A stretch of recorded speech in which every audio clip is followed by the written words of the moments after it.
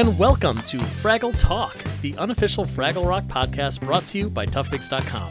This is the podcast where we cover Fraggle Rock back to the rock, episode by episode, along with the talented producers, performers, writers, and builders who helped put it together. I'm your host, silly creature Joe Hennis. Today we are talking about episode 6, The Legend of Icy Joe, in which Gobo and Wembley find an ancient Fraggle who turns out to be kind of a jerk. Today we'll be chatting with a Muppet performer whose work can be seen on The Muppet Show, Labyrinth, Muppet Christmas Carol, and so many more. She originated one of the most iconic characters on the original Fraggle Rock series, and she's proving that you truly cannot leave the magic as she returns to reprise her performance as Red Fraggle on Back to the Rock. We are extremely excited to welcome Karen Prell to the podcast. Hi, Karen. Hello. Hi, Joe. Hi, Tough Pigs. Woohoo! All right. This is such a thrill to have you here. I mean, we're obviously such huge fans of your work. We're huge fans of the original Fraggle Rock, and we're so pleased with how everything's coming together on the new series and that you're such a huge part of it. Well, I am thrilled. I still can't believe it happened, but I'm so glad it did, and so glad that the whole new generation is enjoying it. Absolutely. Did you ever think that we would see the day when we'd get a new Fraggle Rock series? Oh, well, I kept dreaming and wishing and hoping, but also just trying to be realistic with what was involved with getting the original to happen. Just so big and complex, and having the creative freedom to do what we wanted. So it's like, whew, I don't know. It'd be awesome, but I don't know. And then it came together. Just so thrilled. Absolutely. And you, of all the performers too, kind of has been keeping Red alive, because I know you've brought Red to conventions and you've reprised Red in the Rock On miniseries for Apple a year or two ago. So for anyone out there, of all the performers, you're the one who it was like a guarantee that you have to be on this series. Did you feel that responsibility as well? Yeah. I'd been kind of keeping the Fraggle flame going for years. Once we finished the original series, and then went off to many other puppet and animation adventures. But I would always meet people that were just huge fans of the show, and just feeling that spirit and joy and appreciation from the audience, like all over the world, in person before the internet was a thing, and then once the internet was a thing, just hearing it from people through that. So I tried to keep in touch with a lot of the original cast and crew, and helped organize some of the reunions that we had in Toronto with the original cast and crew. And touch base with people, and just see, is there any possibility we can still do some more Fraggle right. stuff? So and then having the chance to perform Red again at all the different conventions and events to promote Fraggles, finally coming back out on DVD and on various cable and streaming platforms. So it was just always a thrill to help touch base with the people that were wanting more Fraggles, and excite new people about Fraggles. Absolutely. And you mentioned the cast and crew from the original series, and with Back to the Rock, you're one of the very few who worked on the original series who's present in the room as you're filming. Did you feel a certain kind of responsibility to, take care of Fraggle lore, or, what we would have done, in the original series? Want to make sure that we're doing the same thing? Or did everyone already seem like they were kind of on board with that stuff? Well, a lot of people were already kind of pre-programmed. That they'd grown up with the show. They knew the show. They loved it, and so they were very familiar with what we had done, and of course, me armed with my practically a Fraggle fan level of trivia and stuff, but it was also important to me not to treat the original as something cast in stone that must never be deviated from. Because part of what made the original amazing was all the new and surprising perspectives that we brought to the show, and to have that same spirit and engagement from the audience with the new show. The idea was just not to do an absolute carbon copy. Now, it was helpful for me and Dave Golds to say, well, this is what we did in the original, and this is why. But it doesn't mean we always have to do it that way. Right. But, we had reasons back then to do things a certain way, and we could share our insights. And then that would help as new people were joining the production and having ideas to kind of think to that level of insight of why they wanted to do certain things, even though it might have been something very different from what we did in the original. Were there ever any times where you really had to put your foot down, or you started butting heads with people because you just know these characters so well, you just know how it should be, and maybe you gotta push a little bit to convince them that you're right? Gosh, I'm trying to think. With the new series, a lot of the challenges were just with so many of the new things we were trying, all of us together, just trying to figure out how are we going to do that. But as far as really having to, find a hill to die on, I can't think of anything at the moment. If I think of something, I will let you know. And there might be something that comes up as we're talking. But yes, please do. Yeah. Well, I know that I had heard that you insisted on bringing Inspector Red back for another episode. Was that something that you had requested before scripting had started? Do you even remember doing that? Maybe I got bad info. I don't remember putting my foot down and saying there must be more Inspector Red. But I was definitely thrilled when they wanted to do more Inspector Red. And now that was a situation where we're going to do Inspector Red, but it's going to be this different thing. And it's like, this was a case of, it worked so well in the original. It's just bring it back, bigger and better, but with that same spirit in it. So I'm just so glad the original impacted our new creative team so much that they wanted to do more. That's right, yeah. And speaking of Red, this new series is more of a soft reboot than it is a sequel. So we do have the same characters, but there are certain things that have, not quite carried over from the old show. In your eyes, has Red changed at all between the old series and the current one? Or is it just the same exact Red in not quite exactly the same environment? To me, she seems like the same Red, just reaching new depths that we just ran out of time to do with the original.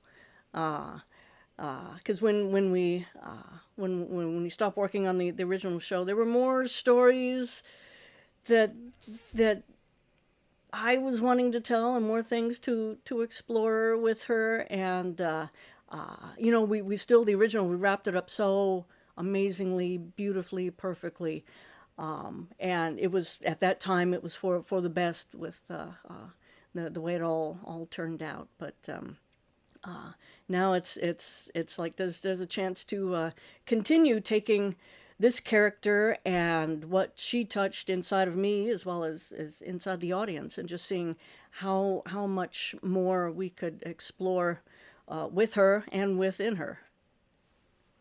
And beyond performing, you're also credited as co-executive producer on Back to the Rock. What did those duties entail?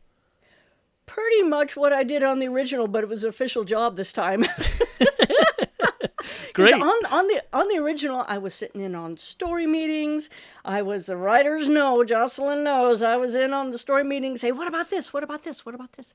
And having notes on the script and ideas on costumes and characters and gags and even drawing some of the art that was seen on screen in the original. I didn't Great. do that on this one, but just helping build props, just everything. So now it was officially my job to be a part of it, and it was also being official. It was a lot busier and just doing extensive notes on scripts and songs and character designs, but I loved it. So it was just like this new series was a way to explore more with Red. It was a way of me as a creator to explore more with what I could contribute to getting all the creative ideas as big and amazing as possible in this show. Terrific. Well, hopefully we'll be pinpointing a few of those ideas and influences as we talk about this episode, The Legend of Icy Joe. The episode starts with Doc and Sprocket, as so many other Fraggle Rock episodes do. The thermostat is broken and it's getting pretty cold in the workshop. We'll see very soon that Fraggle Rock is also getting very cold. But here we're seeing Sprocket for the first time in this episode, and you were Sprocket's right hand and tail. Is that right? For the original, and also on this series, and then the producers are saying, "Why that's assisting? You're a producer, you're a performer, you're like all this stuff." I love helping out with Sprocket. I love helping with assisting other puppeteers, and so I just wanted to continue doing that, and really enjoy working with John Tartaglia. We were doing a lot more complicated stuff with Sprocket this time. So at times we had multiple Sprockets popping all over the place. So we had a lot more than me at times around there doing Sprocket and disembodied Sprocket parts that had to do stuff. It was so fun. That's great. I love hearing stuff like that, where, that seems like a very Jim Henson thing too, where Jim didn't mind popping up in the background as a one-off character here and there, even though he was the big boss. And you still want to be Sprocket's right hand. You still want to wag Sprocket's tail. Who wouldn't? Yeah. So fun. And we often talk about how Sprocket is not a puppet. Sprocket is a real dog, because Sprocket, everything that Sprocket does is just so natural. And I really have to hand it to you. No pun intended, but I really have to hand it to you to compliment how, Sprocket really does come to life, and you do such a phenomenal job with him. So I'm glad to see that you are back, underneath that puppet. Well, Johnny just did a wonderful job with Sprocket. I love what Steve Whitmire did with the original Sprocket. It was so fun working with him, and we got just more amazing fun with Sprocket. It's like he is this spirit animal that is in the DNA of humans, and Steve got a wonderful chance to tap into it, and now Johnny's got a chance to tap into it, and it's something that people just know, that's the heart and the love and the joy of a dog. You see how it's even affecting me right now. So it's just so fun to be a part of that. That's fantastic. So down in Fraggle Rock, it is the first frost. We see Gobo's breath, which is a really cool little CG effect. Nice, tasteful bit of animation in a show that has so little of it already. We get to see the Fraggles in their winter gear, which I love. I love seeing the winter hats, and Red's got her little pom-pom warmers and stuff like that. Boober's socks have frozen solid. We see Red ice skating through the rock. At least we see her from the waist up. And Gobo and Wembley are heading to the storytellers to hear the legend of Icy Joe. We'll meet Icy Joe very soon, but first we're going to head over to the storytellers, There's a big statue of Icy Joe, which is pretty cool. I assume that was a practical effect, right? That was a real statue. Oh yes, it was huge. Yes. That's great. What is something like that made out of? Like, I assume it's not like just a puppet spray painted. Is it like actually carved? No. It was massive. I I think it was carved styrofoam that's then coated with layers of paint and stuff. That's what it looked like. So Sure. it could be huge, but not too heavy. Yeah. Yeah, that seems plausible to me. Gobo and Wembley are completely fanboying out on about Icy Joe, and this is something where like I completely relate. Like as someone who like works, with the fan community, and I get to be in front of like people who I really admire, like yourself, and it's like it's hard to keep the excitement down. And already, like they haven't even met Icy Joe yet, and they're just going nuts over her. Oh, the song was so. When we first heard that as producers, we got to hear like the early versions of song, and that song just it hit it out of the park. First time we listened to it, it's like, oh, perfect, just so fun. And then Donna as storyteller, just taking storyteller and just going nuts with her. Just such an amazing combination of music and energy and personalities. Such a fun way to start the show. Yeah, I completely agree. Donna's performance as the storyteller is hysterical, and she has this mood that's so relatable of like, I don't want to deal with these guys. Let me just tell my story and get out of here. I want to put my napping glasses on. Yes. And that song too is terrific. It has a very I wrote down it has a very Kenny Rogers sound to it, like as if it's like the lost verse of The Gambler. Yeah, they were just going for just a really, really exciting song to excite the audience and reflect the excitement of the Fraggle audience for this heroic character. Totally, yeah. Gobo and Wembley are heading out to retrace Icy Joe's steps. Actually, on their way out, first Red suggests, with all the frost, that they should play rock hockey, but instead of using greaseberry leaves, they should just slide on the ice. And yes. Gobo says, hockey on ice, that'll never work. That's great. Yes, and yes. You get to do so much fun stuff as Red on this series. I mean, in the old series, of course, too, but something like this where Red is literally sliding around. Are you on a cart for something like that, or are you just really good at keeping yourself moving smoothly? For that, I was just on my feet because there were so many at the beginning, like when she's going through Boober's laundry line and crashing into a crowd of Fraggles.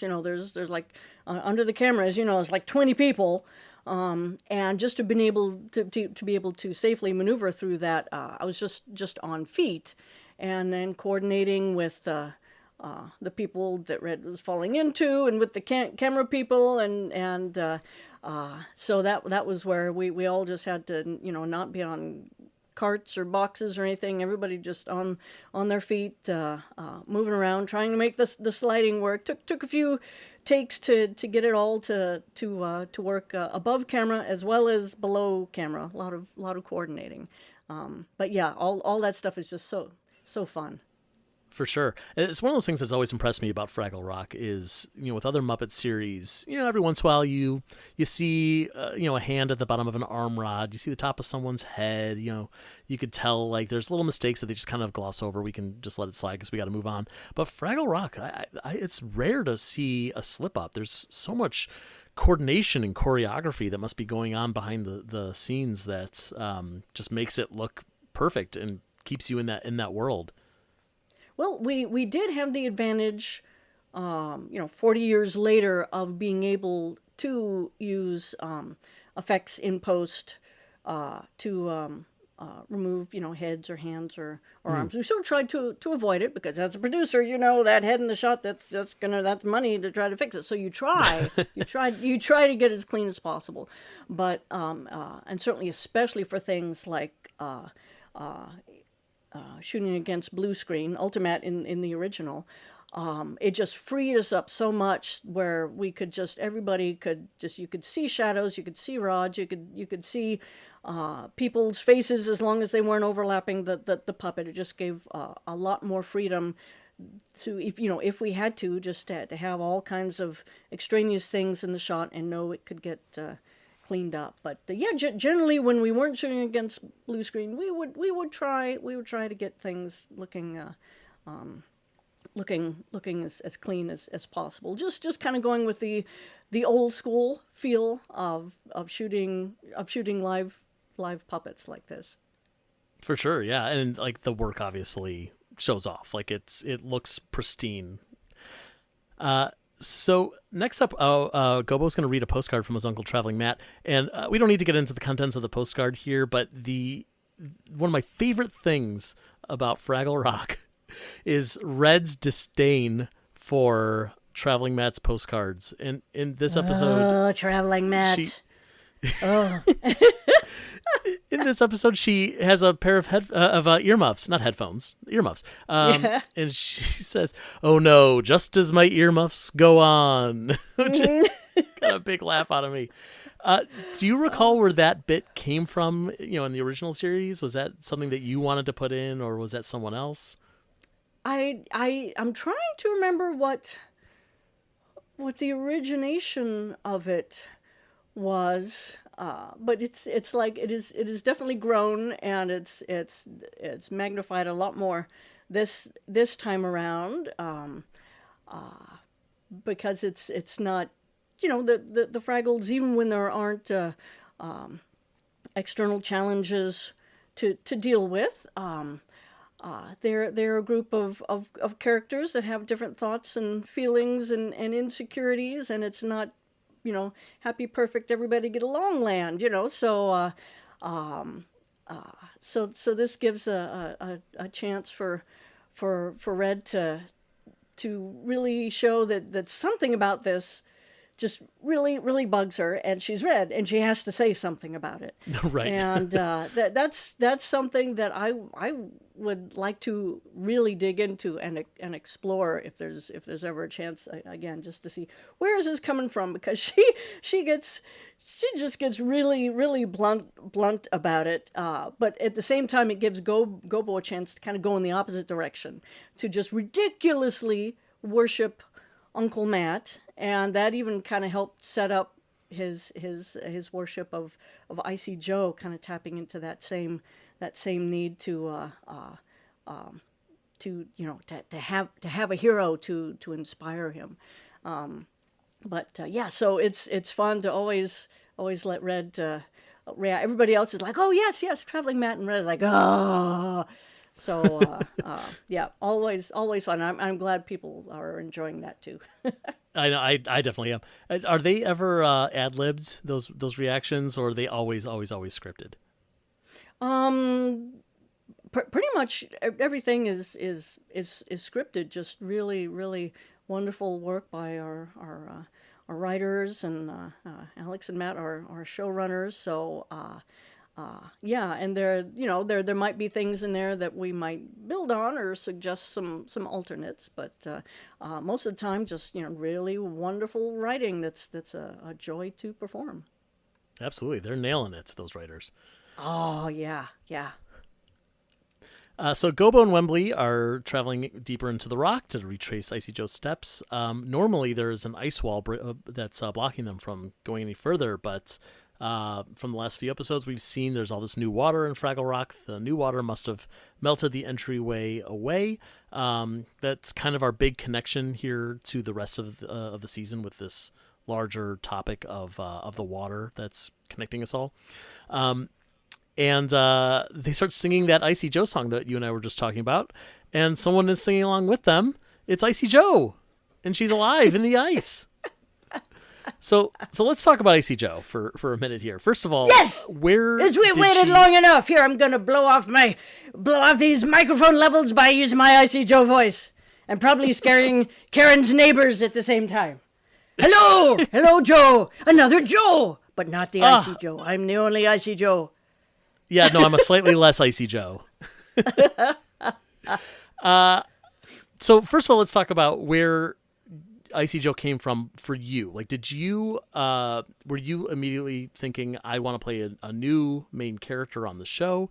Did Icy Joe already exist and then you volunteered? Did someone volunteer you for the job? What was your connection there?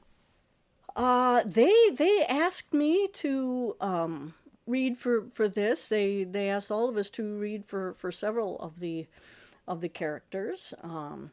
She was already created when Alex and Matt introduced this to this script, and I was very pleased that it was a female character. She was originally presented as almost a kind of cynical Beatrice Arthur, New York kind of character, and I couldn't really connect with that very well, and so some auditions were kind of explored that kind of take on the character, and then some of us were noting that it's kind of strange, when some new out of the main rock characters show up, they often have New York accents for some reason, and so but I kept thinking, well, she's this pioneer woman, and from ancient times, and she's very tough. She's had to survive a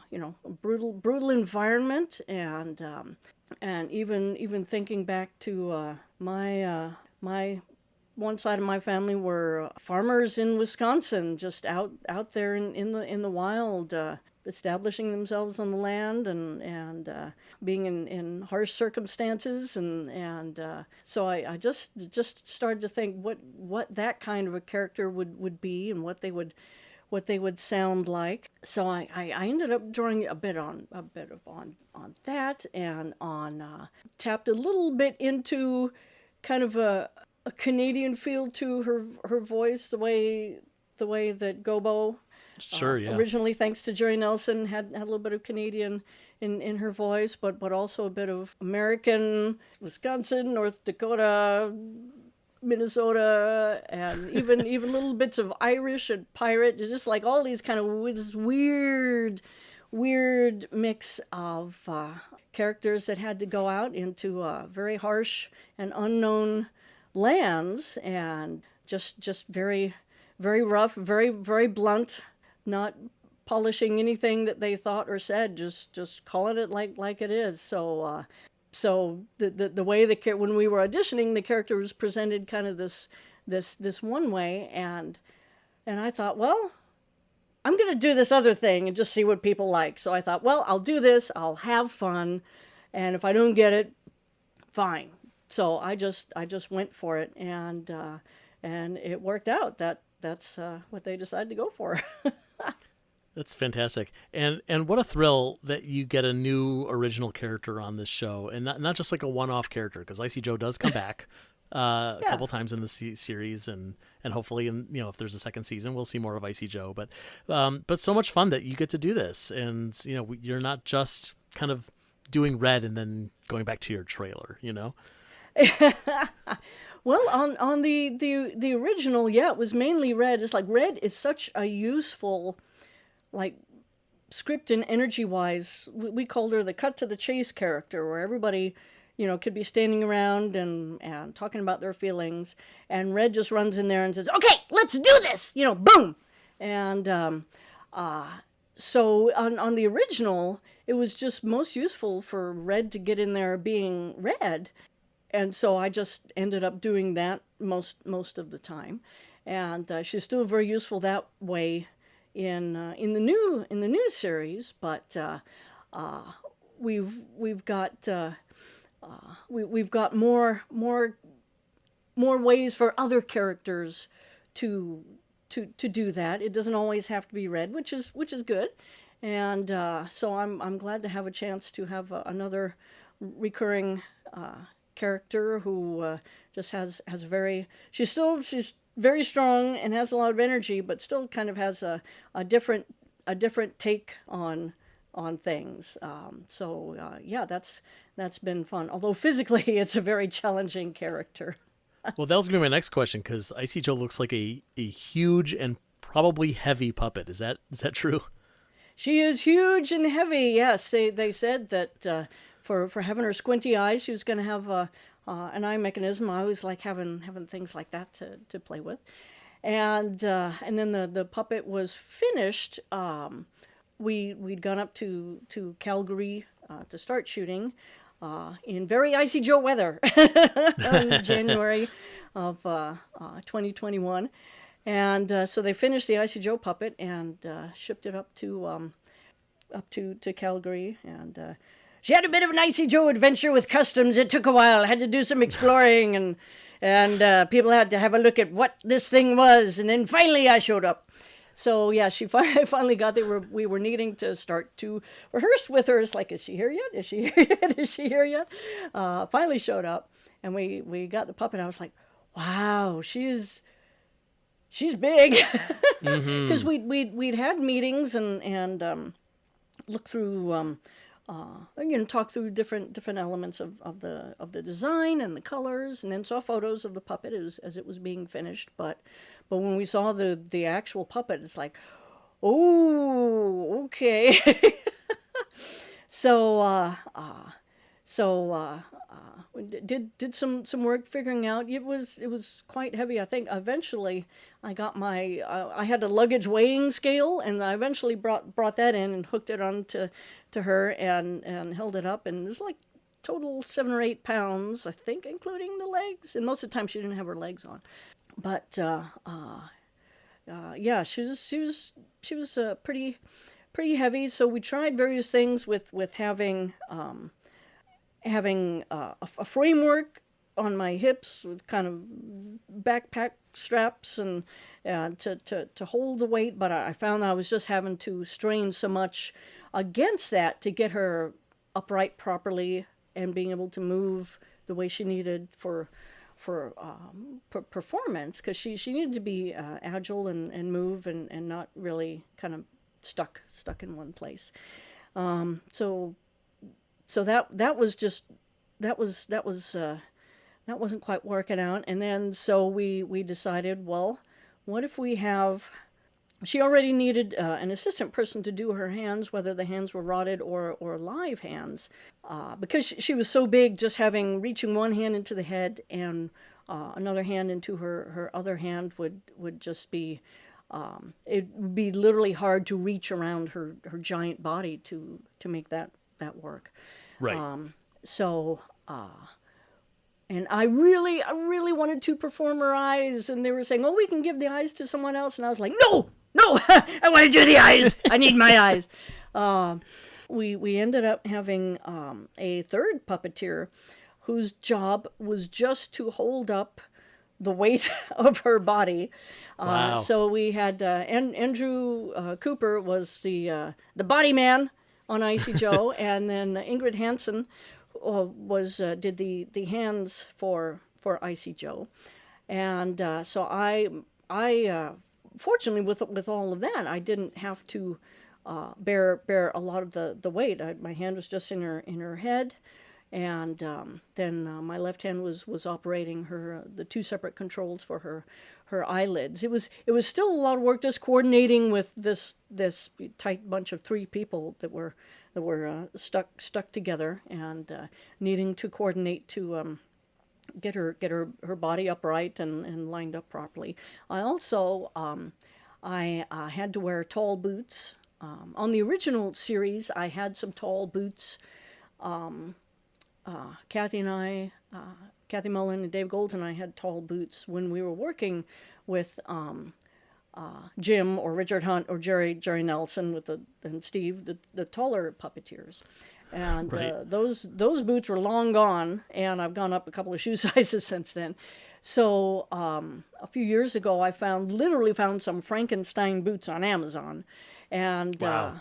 Whenever I'm out and I see platform shoes, it's like, boink, I'll hang on to those just in case. So I dug up my Frankenstein boots to get the height she needed next to everybody. So it was quite a unit, and having Ingrid and Andrew, we needed the assistant puppeteers who could be tall without being on boots, because we needed to be as stable as possible, and having 2 or 3 people on boots underneath this thing would that's like a recipe for broken ankles right there. So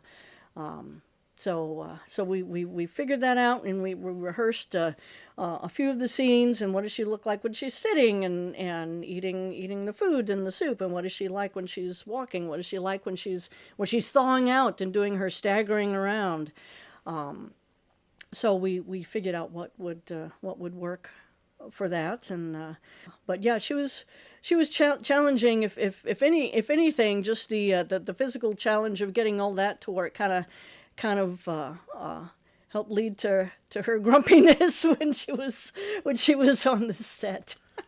Yeah, I'm sure a lot of that uncomfort comes out in the puppet. Yes, we'd finish a long take, and then she'd say, "Oh, that was a lot of effort. I need to lay down now, okay?" So, but she was still just the energy of the character, and just the way it could have her, act out and get grumpy and yell at people, and it was fun, even though it was challenging. I bet, yeah. I just love the fact that she's so much larger than the other puppets, if only because later on in the series, when she is part of the big group scenes, it's a little bit more diversity in Fraggle sizes, Fraggle types, because she kind of still towers over everybody else. So it's kind of cool to see the show is still experimenting with like different types of Fraggles and different types of characters, and also more characters that aren't just basically kids, because we have the world's oldest Fraggle and Storyteller and a couple others, but now we have Icy Joe, who has a lot of experience, whether that's good experience or not, or helpful or not. But yeah, I just love that diversity in Fraggle Rock.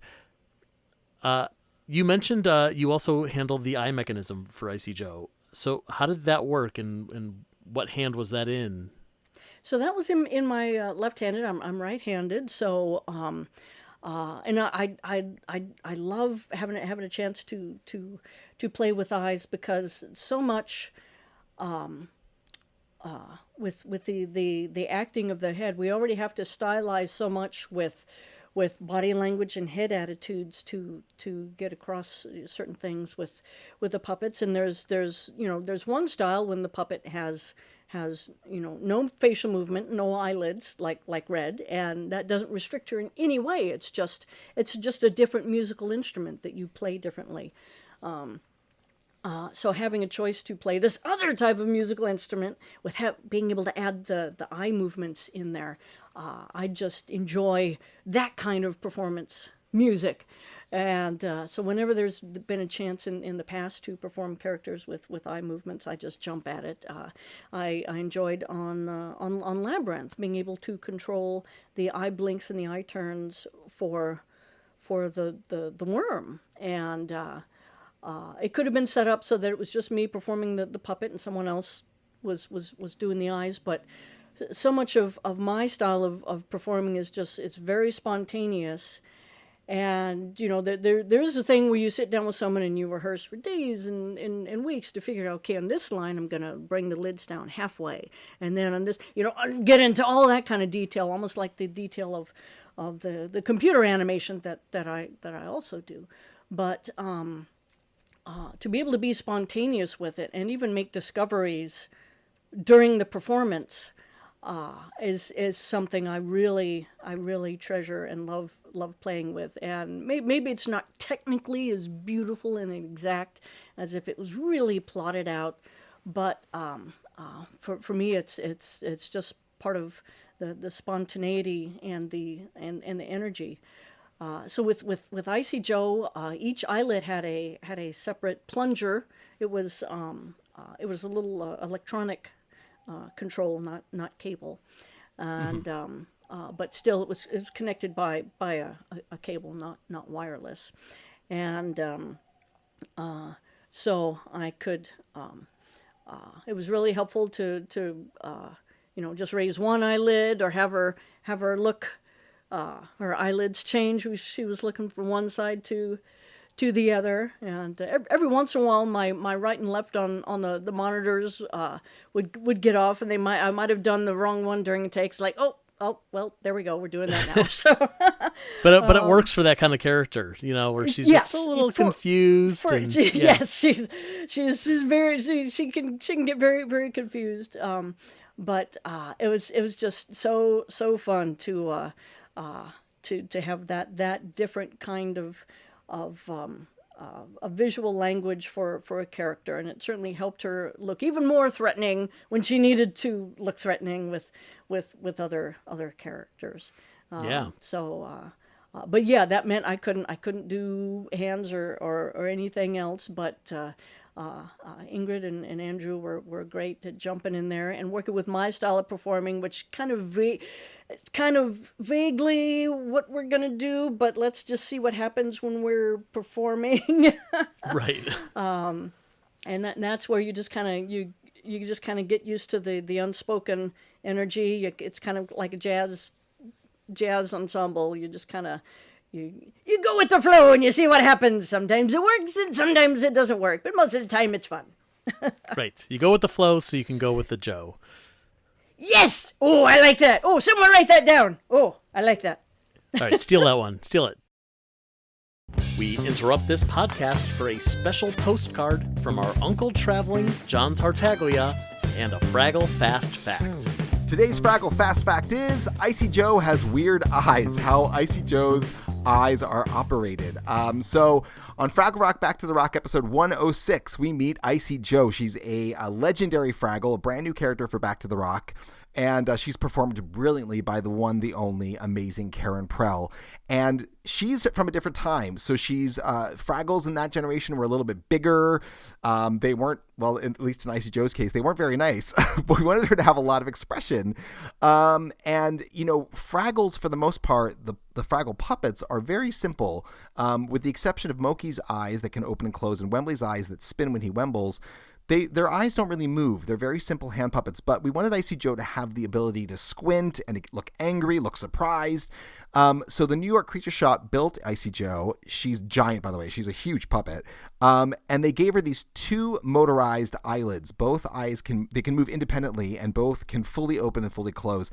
And Karen Prell would puppeteer Icy Joe's mouth and do the voice, and then she had a hand control with these two buttons that would control the eyelids on them.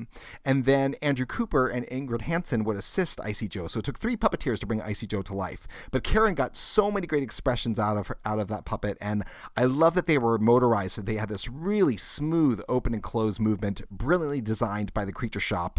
And fun fact, Tom Newby, who worked on the original Fraggle Rock, he is a genius at electronics and motors and all those cool gizmos, came back and helped redesign Moki's eyelids and Wembley's eyes, and contributed to Icy Joe as well. There's your Fraggle Fast Fact. All right, back to the podcast. Let's get back into the story here. Icy Joe has been in the ice for hundreds of years, and we don't really get into it, but the first thing I'm thinking is like, God, everyone she knows is gone. And like the episode does mention that, but like she doesn't seem to mind so much. She's just kind of doing her own thing. That was, I wasn't sure, because, that could be really grim, and I was just trying to, she asked about Fruby Fraggle, and then Gobo says Fruby's gone, and it's like, oh, okay, all right, now what? So it's like, it would be interesting. That would be something interesting to explore if there's ever a chance. But for the needs for this story, it was something just to briefly touch on and acknowledge that everyone she knew is not there anymore. But then just to kind of keep going with what was happening in this story, and mainly because Gobo also needed to just be, at that point, he was still just very excited and hero worshipping and joyful, and Wembley was the one starting to have doubts, but trying to keep Icy Joe and Gobo's energy more positive and upbeat at that point. Yeah, definitely. there's a great moment. You mentioned this already, but there's a great puppetry moment where Icy Joe kind of stands up out of the ice, and she's just kind of testing out her legs for the first time in 100 years, and like getting those sea legs back. And first of all, it's just a cool puppetry moment because you've matted out the puppeteers, and you get to see her full bodied. And I know you've done a few shots like that in this series already, which I'm sure we've already spoken about how it's different from the old one. But I assume that you're wearing like all green or all blue, and you're against a blue screen, and or does it work a different way that I'm not aware of? Well, we actually, because we rehearsed that a bit before we were in the studio and kind of figured out one way to make it work. But then this actually ended up being shot not against, for Icy Joe, it was a green screen because she has a lot of blue in her. Sure, right.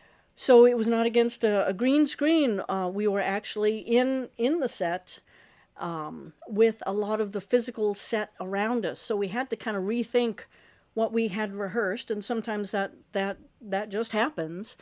And so a little bit of a scramble and say, oh, actually, okay, there's a bit of that set there, so you be there.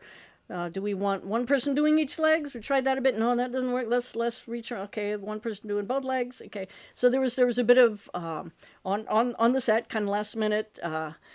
We had a vague idea of she staggers this way, staggers that way, and then kind of hits her heroic pose at the end. But took a little bit to figure out how to actually execute it, and got it figured out. And but we were all head to toe in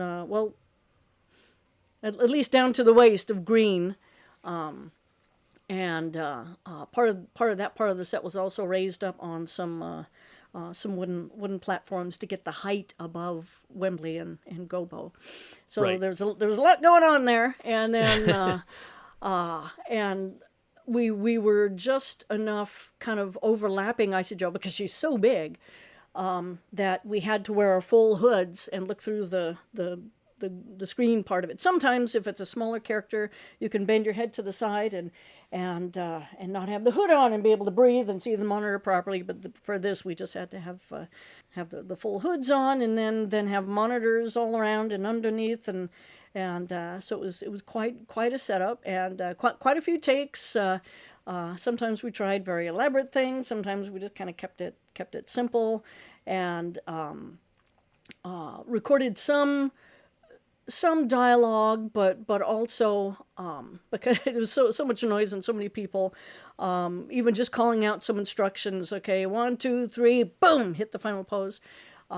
So ended up once it was in post, and we knew what bits they were going to use and what the energy was. Then the final vocals were done in post to kind of go with the final cut. So it was a lot of yelling, a lot of noise, a lot of stomping around, people not quite being able to see, trying to see monitors and reach all the body parts and coordinate, and trying to keep trying to keep the gravity, the weight of the character properly over the legs. That's always tricky when you have several people doing a character, because you can get going and then suddenly they're floating, or the weight is over the wrong leg, and so we got there in the end, and it's another thing that was very, very challenging, and but it ended up working out, and that's a case where you just shoot a bunch, and then the geniuses in editing look through it and are like, okay, and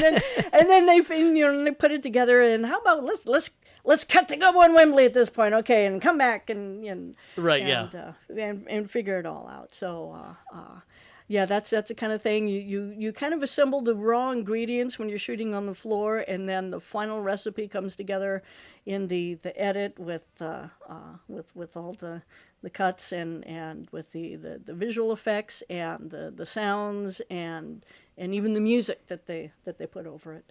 Mm-hmm, sure, yeah. Well, and I love that the whole, it really does. Yeah. I love how the whole thing also ends where, like you said, Icy Joe kind of strikes this pose, and it's this like Captain Morgan pose that matches the statue that we saw earlier. So like this is like she is just fitting right into this legend that has been built around her. Oh yeah, yeah, nice little visual cue there. So Gobo and Wembley take Icy Joe back to Fraggle Rock, and already she's like deep into insulting everybody. Every opportunity, she calls Gobo soft. She calls Wembley slow. She snaps at Moki. She steals Red's hammock. I like that she Boober, who had like basically prepared this feast for her, a culinary tribute to the radish, purees, souffles, hoorays. She calls his food too clean.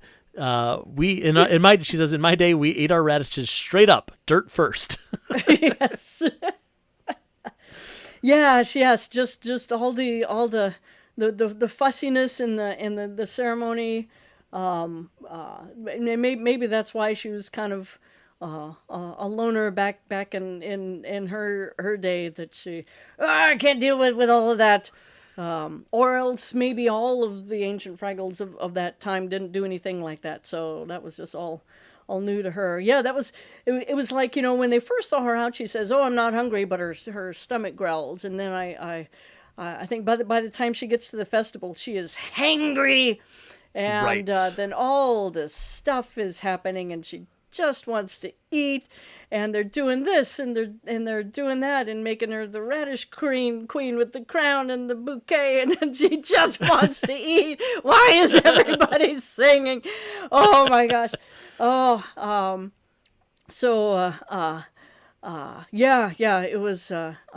It was she's pretty overwhelmed. She's been frozen for hundreds of years. She's hangry.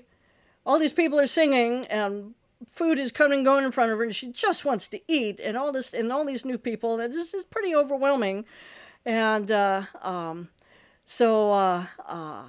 she's, what she feels is what she says, and what she does, and maybe back in her day everybody was like that. I don't know, but it was definitely not what these Fraggles were used to, and it was a really thin line. I didn't want to play it like she enjoyed being nasty, but she was just just thinking of her own needs, and if feeling overwhelmed, just trying to dismiss people and try to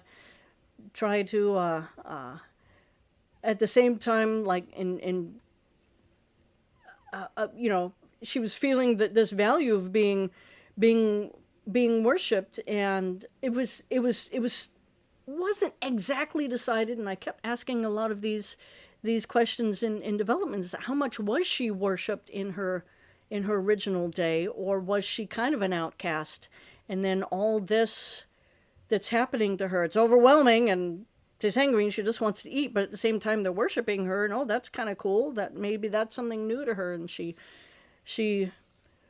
enjoys it. So there's a lot of complicated things happening with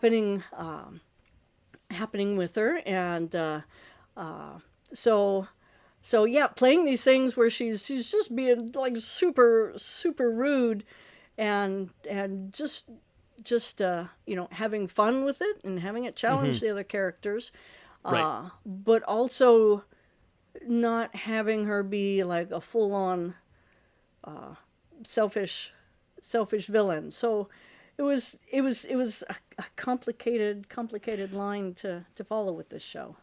Yeah, I'm sure. Especially, Fraggle Rock does not have a lot of villains. Like, the Gorgs come close, but we do redeem them by the end of the series.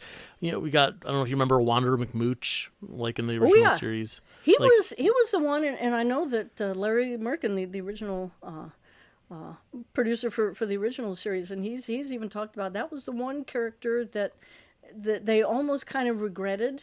In both of the sizes he inhabited, as right. a big, yes, it's like, oh my gosh, he's 2 different sizes. Oh well, let's not talk about that. But he was kind of he was kind of the one character who was almost just kind of a full-on villain who didn't really get redeemed. He got kind of his powers threatened enough that he just kind of left. But we and certainly with the Gorgs, we tried to see where they were coming from. Right. And yep. And with Icy Joe, even though we didn't really get to see where she was coming from, I tried to drop enough hints of the good and the innocent and the overwhelmed and the hangry within her, that people hopefully know she's not a bad character, just misunderstood and hungry. You know, everybody gets like that. You must know. You must get like that when you get hangry. Oh man, yeah, you Joe, have no Joe, idea. who is not icy? Yes. That's where my iciness comes in. Yeah, when I get a little hangry. So in this scene, the Fraggles sing the song "Sharon, You're Not Alone," which is a song from the original series from the episode "A Cave of One's Own." This song was originally sung by Moki and Red. Do you remember singing this one the first time? Oh yes. Oh yeah. That was fun, and that was and it was also, in both times that song is sung, it's like it's this cheerful song, and all this annoying stuff is happening during the song. So there's like there's other levels in the original. It's like we're trying to have a party and there's no room in the room, and people are getting annoyed and confused, and we're trying to sound cheerful while we're singing the song. And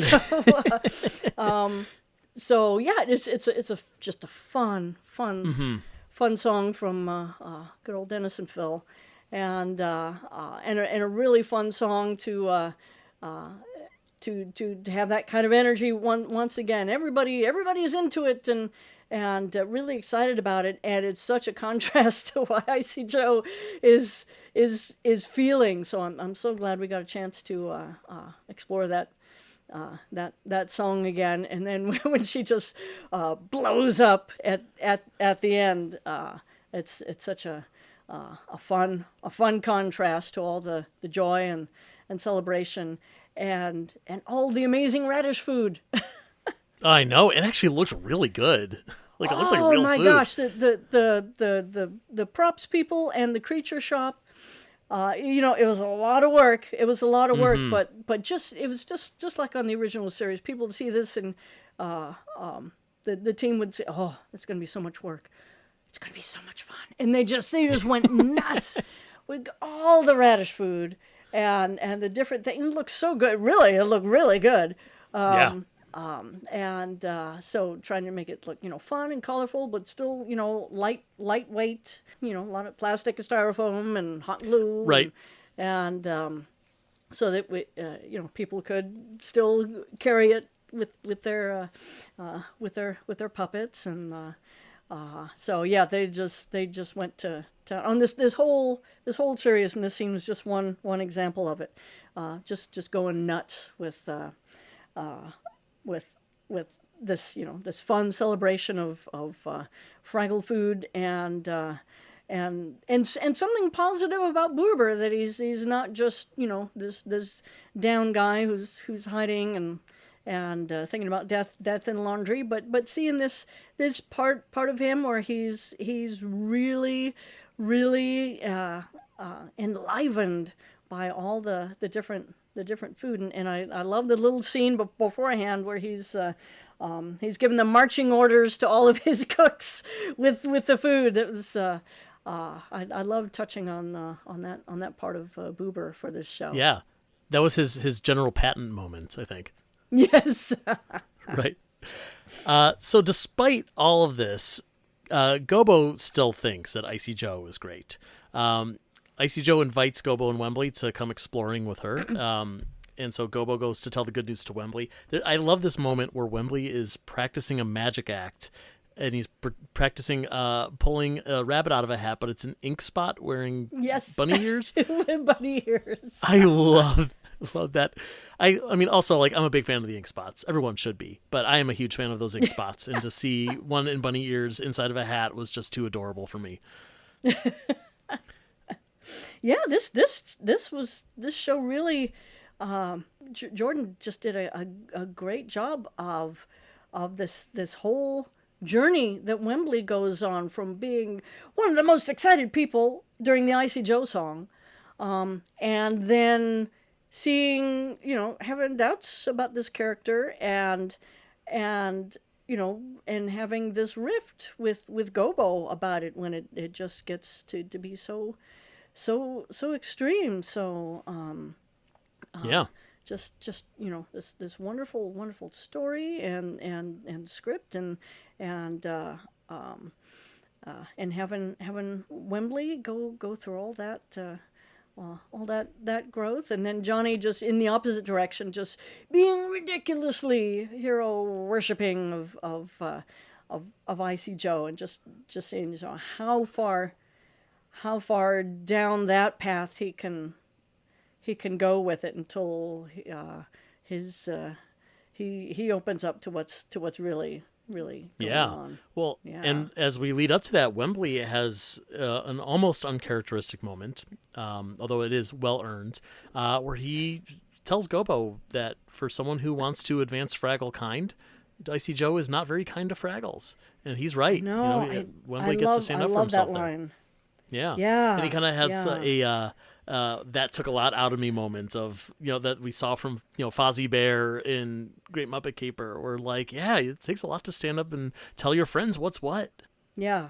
Especially like a friend that you really do, you look up to so much, like Fozzie does to Kermit, like Wembley does to Gobo.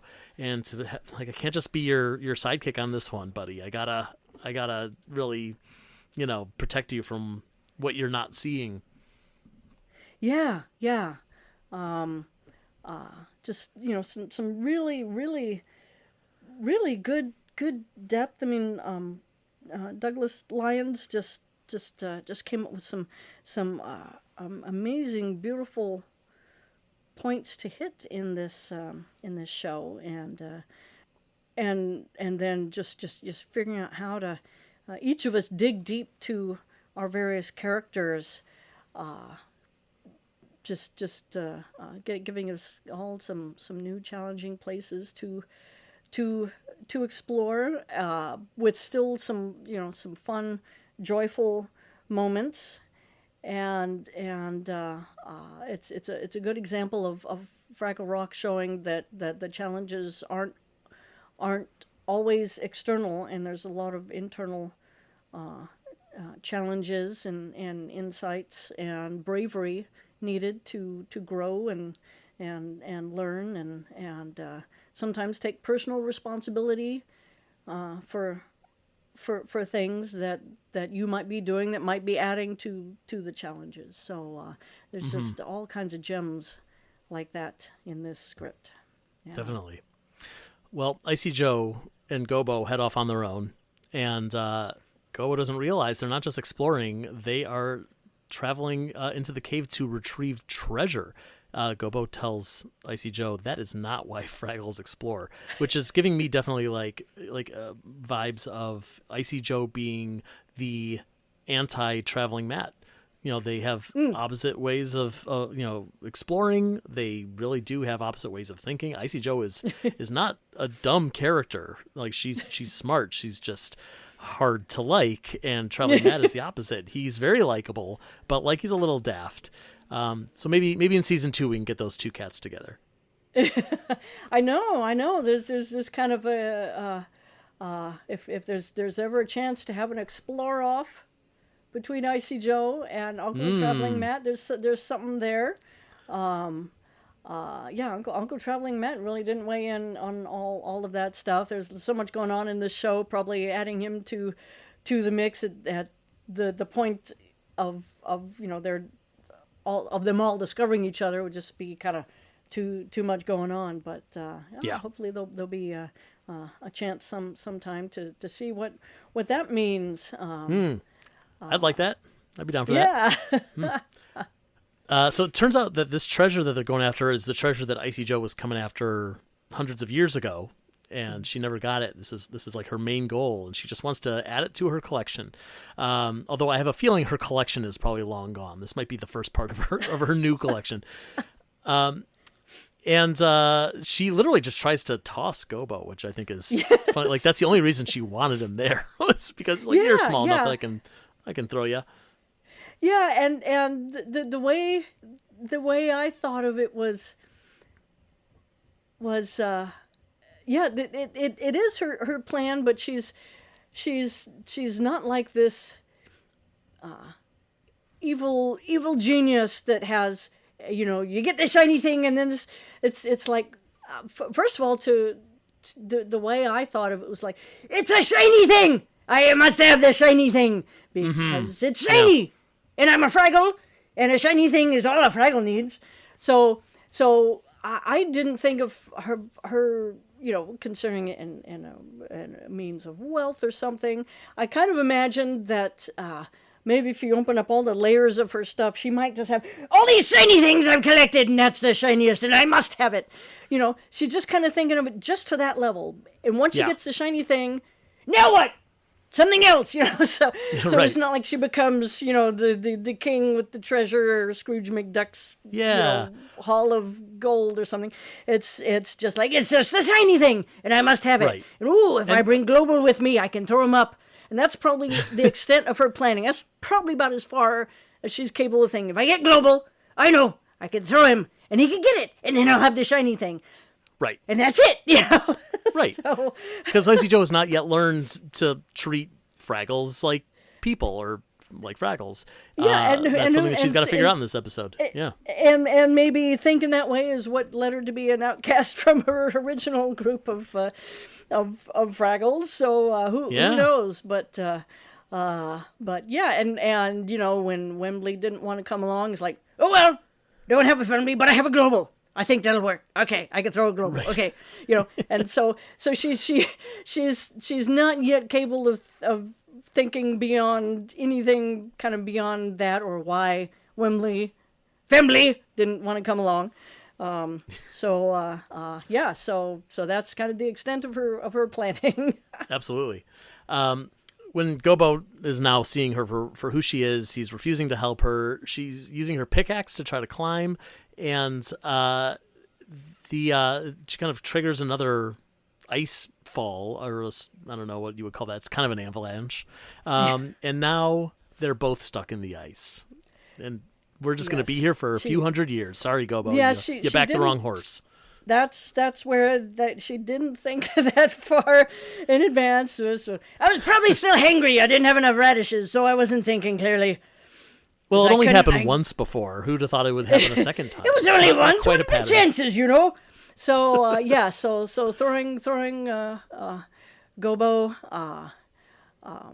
that didn't work, and then and because that was the extent of her planning, she had to fall back to, what did I do last time? Oh yes, I did this. I will do that thing again. Right. Totally forgetting how that ended up. Until it was too late. Say, oh no, okay, this happened again. Oh, okay. Yep. So, we'll try it again in a few hundred years. Yeah. Yep. So now we have I think we call this an elevator moment, where we have two characters who are stuck in an elevator in a sitcom, and as long as we're stuck together, let's have a heart to heart. She tells Gobo that she got her name not for the ice that she explored, but for the ice in her heart. Which is very sad. And also she says that Gobo is the closest thing that she's ever had to a friend, which is double sad because she doesn't even seem to like him. Yeah. It's like it takes this, an extreme physical crisis that she can't, bluster her way out of. Almost there are similarities to Red in Marooned. Mm-hmm. Where she's, in Maroon, she hits her point of crisis. She's used to being able to physically or vocally bluster her way through things. And this is something where that is absolutely not an option. And with Icy Joe, and it forces her to think. I don't know how much she had a chance to think things through the first time she was trapped, or if she was quick frozen. Right. But of course this time she's not fully frozen, and she has someone with her, and so it's just enough to make her stop and think, and bless Gobo and Johnny's beautiful hearts just to be able to say which with such, with his personal insight that he's been going through, but doing what Fraggles do is connecting with each other and helping each other with their internal challenges and insight. So just to be able to make that connection with Icy Joe, and for her to realize, oh, this is a friend. Oh, that's new. I like that. It's almost as good as the shiny thing. And it's pretty nice. If I can't have the shiny thing, having a friend is good, but oh, we're trapped in the ice again. What's going to happen? Having that moment of thought and insight just to redeem her and set her on a new path that will help her fit into her new home with the Fraggles. But they need to be rescued first. So what happens next, Joe? I'll tell you what happens next. It turns out Wembley had hidden a doozer tube in Gobo's backpack, and he's been listening the whole time, and he knows that they need help. So he slides in on a cafeteria tray, which we did gloss over where that came from. You'll have to watch the episode and figure it out. And saves the day. They're out of the ice, and now Gobo has a new hero. It's not Icy Joe anymore. It's his buddy Wembley. Yes. But Icy Joe does try to thank them, but her voice is triggering another cave-in because she's got a very strong voice, so they got a hot foot. Yep.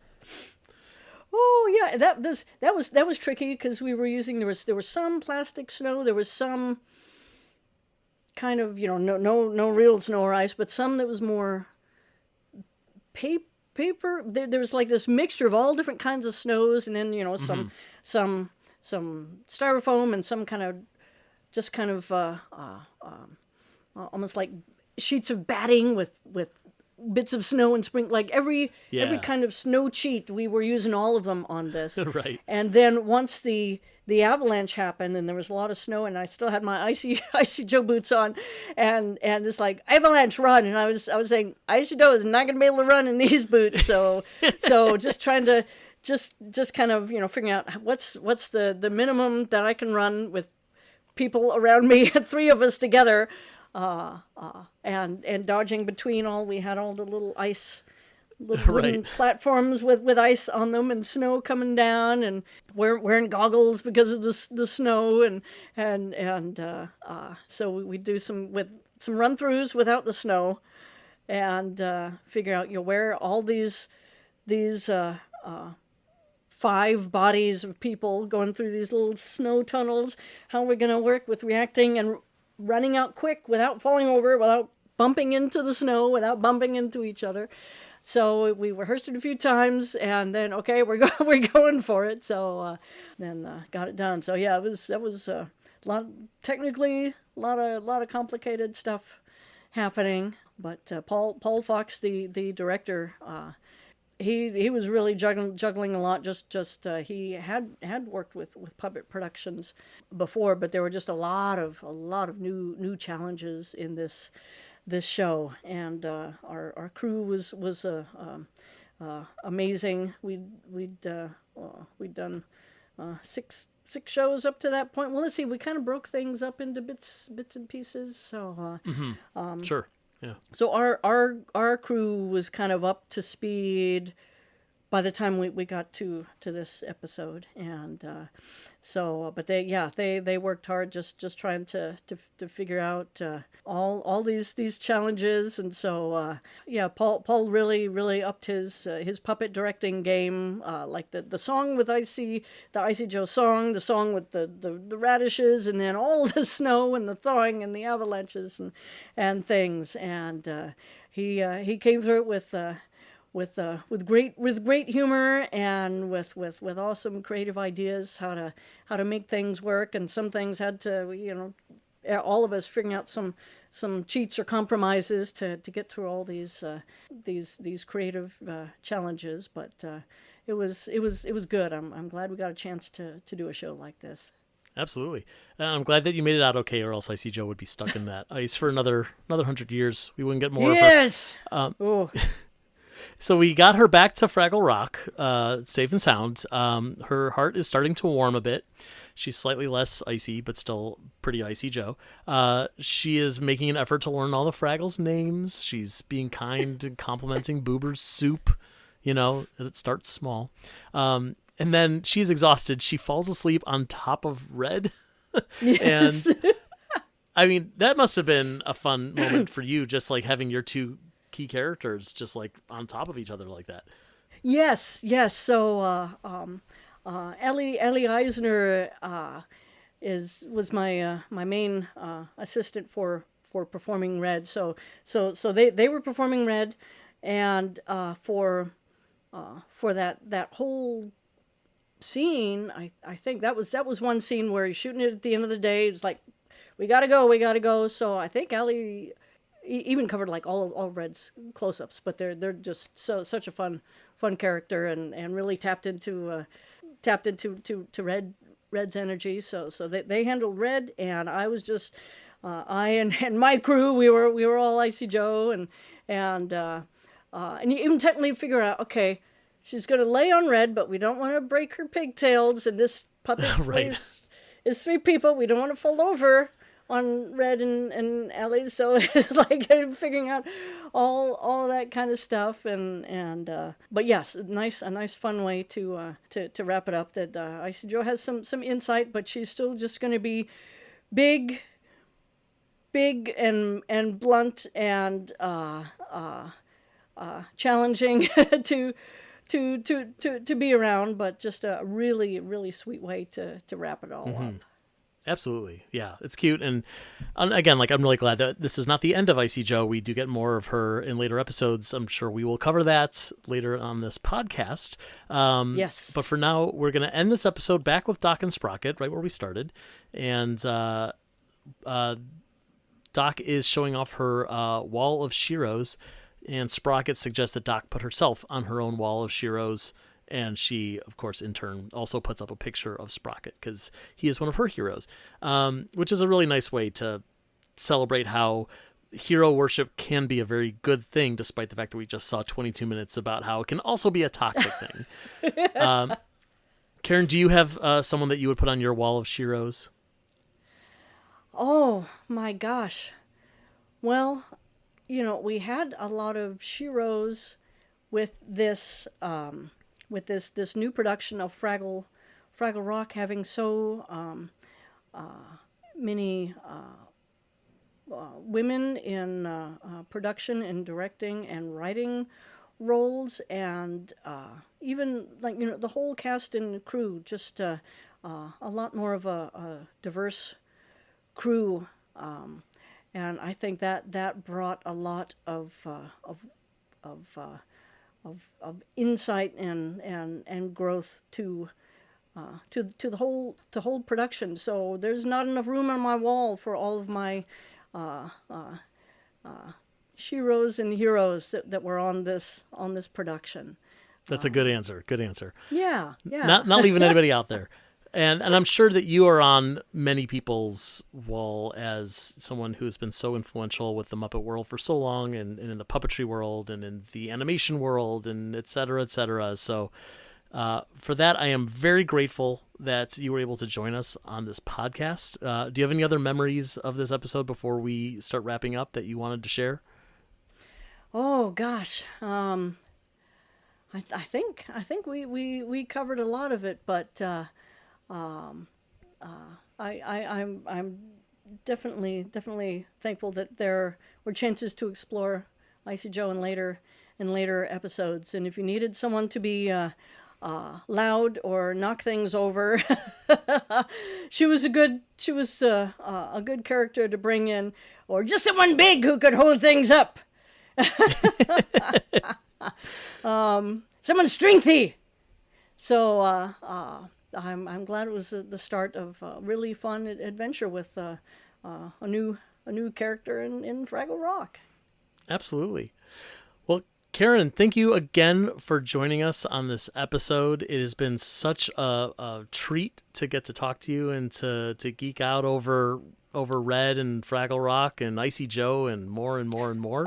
I hope we'll get to do this again sometime soon. And in the meantime, that brings us to the end of another episode of Fraggle Talk. But stay tuned as Tough Pig's own Beth Cook talks more about the themes of this episode in our Dive Deeper segment coming up next.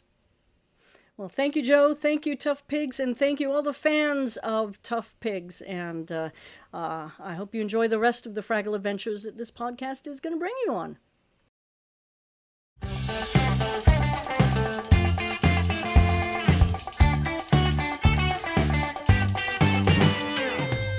Welcome to Dig Deeper. This is Beth Cook, and I am joined once again by executive producer and president of television at the Jim Henson Company, Hallie Stanford. And we are talking about episode 106, The Legend of Icy Joe. Yes, The Legend of Icy Joe. She doesn't live up to her legend. I was so glad that Karen Prell got another amazing character. Icy Joe is an unexpected force of nature. She is a force. She's almost like the Fraggle Neanderthal, right? Like you're like, who? Like she's huge. She's a big puppet. I will tell you, Karen had to wear a special like brace to hold her up. She's a big puppet, that Icy Joe. I'm with not a big surprised. Personality and a big mouth. And I love that she's larger than life in the legendary sense. You know, we start out knowing almost nothing about her except that everyone loves and reveres her, and that wonderful line, we know that she's a hero because the stories tell us so. Yes, isn't that wonderful? Yeah. Well, that line in that song really just sums up the whole episode. I mean, this was a really important topic that we wanted to showcase in the show, that that kids, of course, are discovering in school right now. Much of the curriculum is shifting. For example, Christopher Columbus. Hello, no thank you. No thank you, Christopher Columbus. So they're learning like heroes and figures of history that as a child, we have taught were one thing, or actually something different. But then I think at the time that we were making Fraggle Rock and the songs were being written, we were seeing this everywhere. We were seeing it, people that we believed to be, our leaders, or people that we cared about historically, but also in the present day. Suddenly things are being revealed about them that were incredibly troubling and disappointing and sometimes terrifying. So you've got to, as this segment is Dig Deeper, we're really encouraging kids to, look at both sides of somebody, dig a little deeper, look at the facts behind your heroes and leaders, know who you're putting up on a pedestal and why.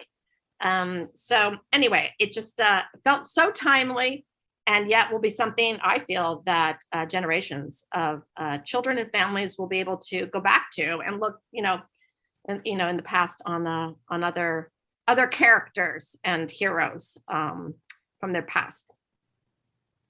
I'd love to hear a little bit about what went into choosing who went into Doc's wall of sheroes. Oh, well, I'm laughing because honestly, it was one of the hardest projects we did on Fraggle Rock. It really was, because not only did we need to show a diverse range of women, women of color, different ages, but also wanting to show women from history and women that are modern. So it was really hard. And then on top of that, we had to see who would give us permission to share the images of our Shiro. So it was hard. Let me just say that right now. A lot of thought and phone calls and letters being written went into putting that Shiro wall. And everybody wants to have one, but on Fraggle Rock, we actually had to get the rights clear for this one. So I hope that we encouraged little girls everywhere to make their own, and little boys. Let me take that back.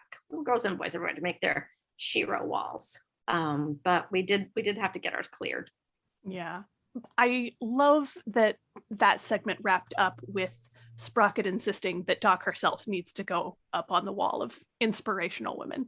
Isn't that great? Because you know what? You don't have to be famous, right, to make a difference. And that's something that I teach my kids every day. Like, you just have to put your voice out in the world and be a dreamer and doer. And that's all that matters, you know, and you don't have to even be put on someone's Shira role. You could be put like on, you know, Sprocket, just that's for him, right? Like, you're my inspiration. And that's enough. That one person can make a difference. And I love that moment too. And then she wants to put Sprocket up too. So that's it's a lovely message. But it's real, right? Like that comes back to Fraggle Rock. Like, even one Fraggle, one Doozer, one Gorg, one silly creature can make a big impact in this world. I love that it connected with Wembley and Gobo, in that Wembley has to work himself up to tell Gobo this really hard truth of, this person who you're idolizing is not worth idolizing. And then when Gobo goes through his journey and realizes that, he tells Wembley, I don't know if I believe in heroes anymore, but if there is such a thing, then you are mine.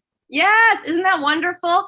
You know, the relationship of Wembley and Gobo, the writers really dug into.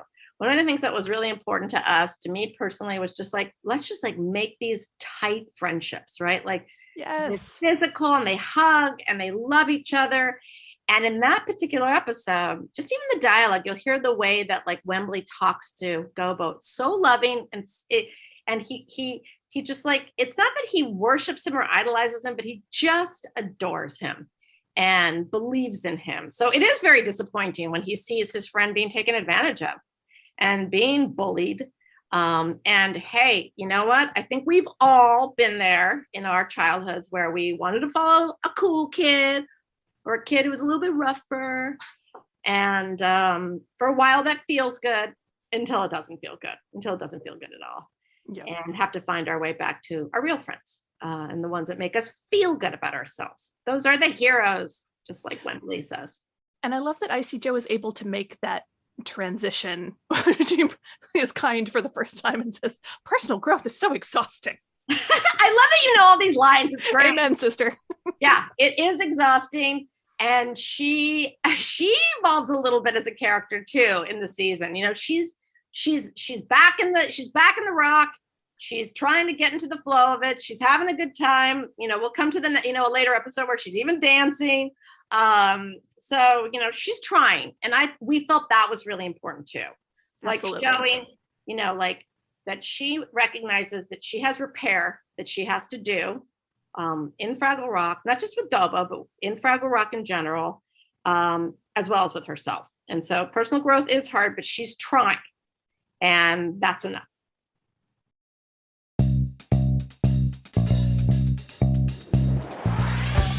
Fraggle Talk, the unofficial Fraggle Rock podcast, is brought to you by toughpigs.com. Produced, written, and hosted by Joe Hennis. Fraggle Fast Fact segment presented by special guest John Tartaglia. Dig Deeper segment hosted by Beth Cook with special guest Hallie Stanford. Fraggle Talk art by Dave Hulteen Jr. The Fraggle Rock mark and logo, characters, and elements are trademarks of the Jim Henson Company, all rights reserved. Fraggle Rock theme song, written by Philip Balsam and Dennis Lee, is used with permission. Special thanks to the Jim Henson Company, Apple TV Plus, and the entire Fraggle Rock Back to the Rock family. For more from Tough Pigs, please find us at Tough Pigs on Twitter, Facebook, Instagram, and Patreon. Thanks for listening, and we'll see you next time down at Fraggle Talk.